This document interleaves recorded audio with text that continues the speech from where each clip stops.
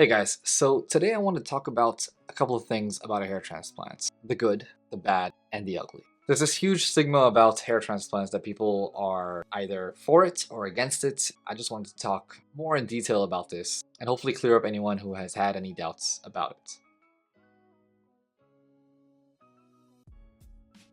So for this video, I want to split this up into three sections.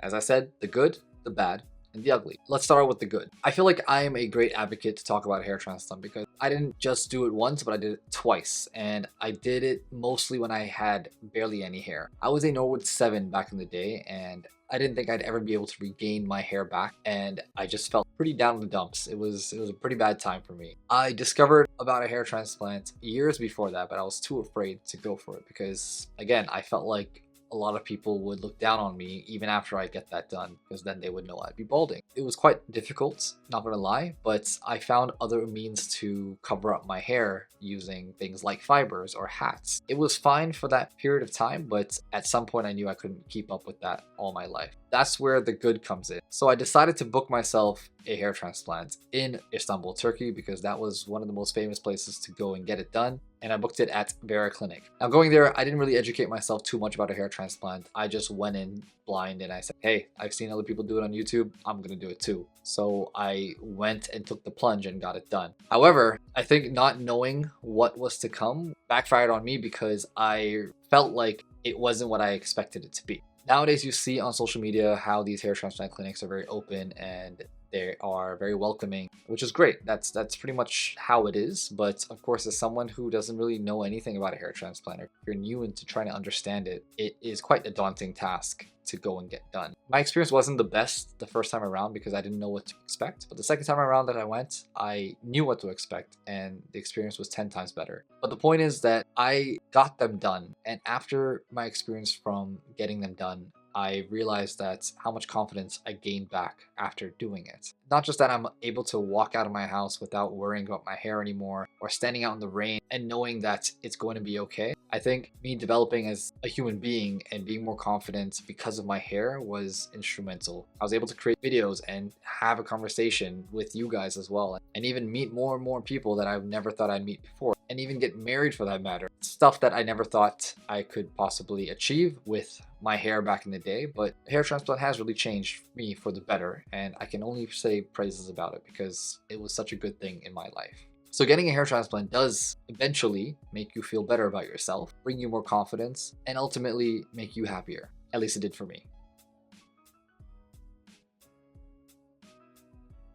Now, let's talk about the bad about a hair transplant. The bad refers mostly to where you actually go and get your hair transplant. There are a lot of clinics out there that advertise certain things about you getting the best results you want or getting the perfect result you want, but honestly, that's not the case. Every hair transplant is a variable. You are going into a clinic and they're explaining to you what can or cannot be done. Most likely what they say is probably true, but there are times whereby they will take patients just because they need to take patients. That's why it's very important to do your research in finding a good hair transplant clinic. The one I went to, Vera Clinic, it was actually pretty good. It's one of the most popular clinics at the present moment. They have some really good packages online as well. Definitely check them out. I have a link to them in the description below. The reason I went to them was because I knew that they were good and I knew they were reputable enough for me to go back there again the second time around. Even after you go to a hair transplant clinic, let's say you get your surgery done and even after the fact you still feel like your result wasn't that great. Well, that's because maybe you might not have followed the aftercare procedures that need to be done after a hair transplant. And that's one of the bad things about a hair transplant because nobody really talks about that and how important it is to actually keep up with. Sometimes people think, oh, I just got this done, I don't need to do anything else, my hair is going to be perfect and I'm good. But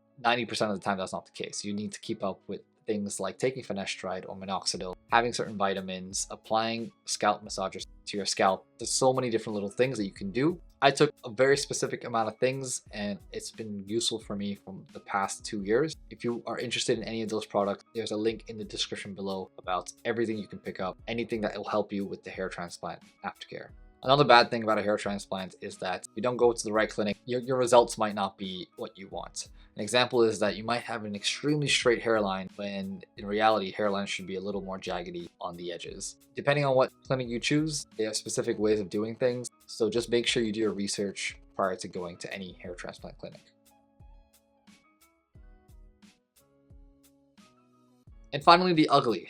The ugly is in relation mostly to the first 3 months that you have to deal with the hair transplant. Now, I made a video touching about the dreadful 3 months about a hair transplant, but it's important to talk about here because a lot of people don't understand that they will go through this phase no matter what they do. Some people try to avoid it by covering up with a hat or wearing fibers, but in reality, it's still going to be there for the first 3 months, and it's a very tough process during that time. The first month is where you'll have to adapt to sleeping the right way in order for your scalp to not touch your pillow too often. And also you have to wash your hair every single day, and that's also quite a task. You have to rub off your scabs as well, which is also not that easy. I've also made a video about how you can do all of that. Definitely check that out if you haven't already. Once you hit that first month, you're most likely all healed up, but you still have to prepare yourself for the shedding phase. The shedding phase is a phase where all the hairs that you had just placed into your scalp are all going to fall out. Yeah, I know, it's terrible. But don't worry, because the hairs that fall out are supposed to be growing back shortly after the 3rd month, which is why we could get into the 3rd month and we call that the ugly duckling stage. These 2 months are really quite dreadful because your hair is starting to grow out very slowly, but your native hairs that are there before are growing out at a faster rate. So there will be some imbalance, but once you get your first haircut and you explain to your barber that this is the situation, that you've gone for a hair transplant and you need to just even out your hair, you should look back to normal. But again, it takes a couple of haircuts as well. So I remember when I did mine, I had to do like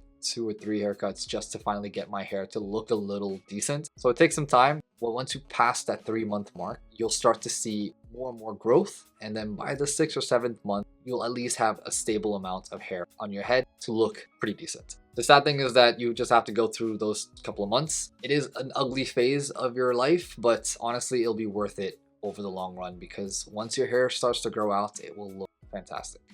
Now, I know a lot of people don't talk about any of these things that often on YouTube, but I thought I'd just let you guys have some insight about it all. If you still have questions about a hair transplant, definitely leave a comment below. Or if you want, you can have a conversation with me one-on-one. I have a consultation service that talks about your hair and maybe your plans of getting a hair transplant, or if you've even gotten one, and we can try to discuss the best aftercare for you. There's a link in the description below. Definitely check it out, book some time with me, and hopefully we can have that conversation. Alright, I think that's it for today's video. I hope you enjoyed this little fun fact about a hair transplant. Don't forget to like this video and subscribe to the channel if you haven't already, and I'll catch you in the next one. Peace.